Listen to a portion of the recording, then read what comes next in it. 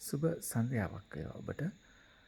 අද අප ගෙනෙන සෞඛ්‍ය පණිවිඩය නම් ඔබ වයස අවුරුදු 35 පසු කරන කෙනෙක්ද? ඔබ වයස අවුරුදු 35 පසු කරනවා නම් ඔබගේ ශරීරයට ලබා දිය යුතු ගැරන්ටි වොරන්ටි සියල්ල වෙනස් වෙන කාලය ආරම්භ වෙනවා.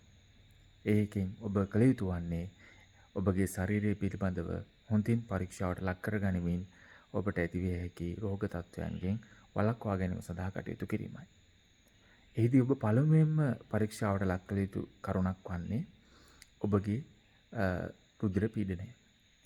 රුධිර පීඩනය පරීක්ෂා කිරීමෙන් ඔබට heart attack එකක් හදවත් රෝගී තත්ත්වයක් ඇතිවීම වළක්වා ගැනීමේ මූලික පියවර ඔබට ගන්න පුළුවන්.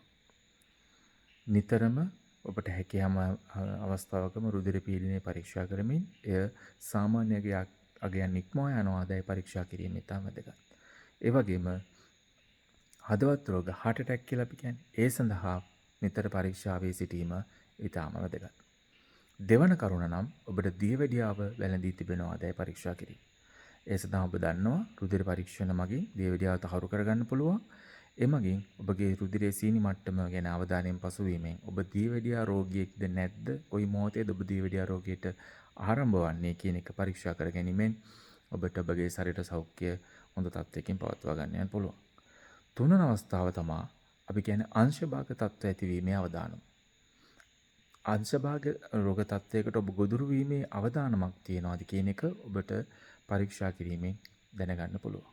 මෙයත් අපි නිතර කර ගැනීමෙන් ඔබට ඒ අවදානම අඩු කර ගැනීමෙන් අවශ්‍ය ප්‍රතිකාර බෙහෙත් කලින් ලබා ගැනීමෙන් ඔබට පුළුවන් ඔබගේ එම අවදානම අඩු කරගන්න.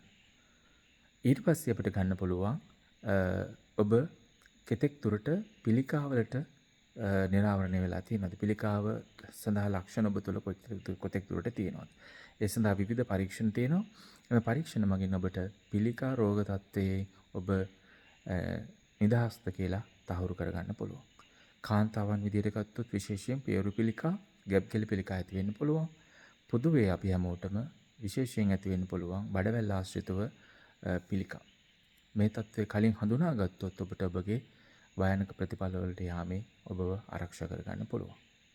ඒ වගේම තවත් දෙයක් තමයි ඔබ ඊටම වැදගත් වෙන ඔබගේ ශරීර ස්කන්ධ දර්ශකය. ඒ කියන්නේ උසට සරිලන බර.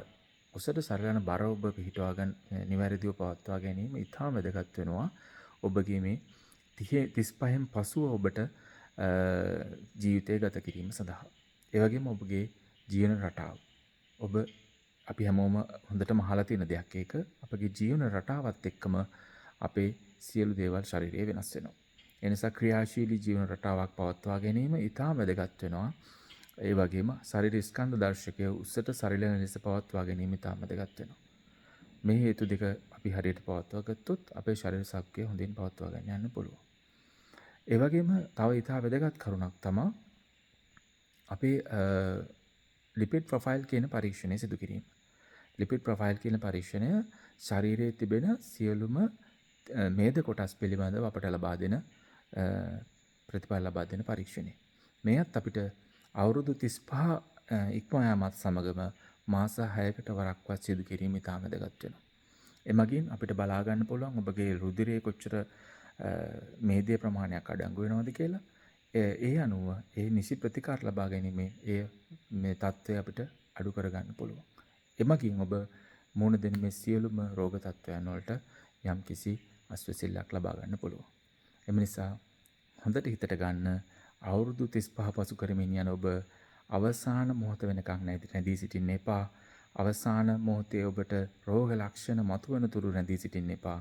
ඔබ මේ ඉහත මා සඳහන් කළ පරීක්ෂණ වලට යොමු වෙමින් ඔබගේ ශරීර තෞඛ්‍යය ඉතා හොඳ තත්ත්වයකින් පවත්වා ගන්න. ඇත්තටම මේ පරීක්ෂණ සියල්ල රජයේ රෝහල් නොමිලේ කරලා දෙනවා වගේම පෞද්ගලික රෝහල් වලත් මේ පරීක්ෂණ වලට සහ උපදෙස් ඔබට ලබා ගන්න පුළුවන්. ඒ සඳහා ඔබ යොමු වෙමින් ඔබගේ ශරීර සෞඛ්‍යය හොඳ තත්ත්වයකින් පවත්වා ගැනීමට කටයුතු කරන්න. එමගින් ඔබට අභාග්‍ය සම්පන්න භයානක රෝග වැළඳීම හෝ වැළඳුණයින් පසුව භයානක සංකුලතාවලට යෑමෙන් ආරක්ෂා කර ගැනීමෙන් ඔබට ඔබගේ ඉතිරි ජීවිත කාලය හොඳ ශරීර සෞඛ්‍ය සම්පන්නව ගත කරන්න අවස්ථාව ලැබෙනවා. එසේනම් තවත් දවසක ඔබ හමු වනතුරු ඔබට සුවබර දිවියක් ප්‍රාර්ථනා කරනවා. ස්තුතියි.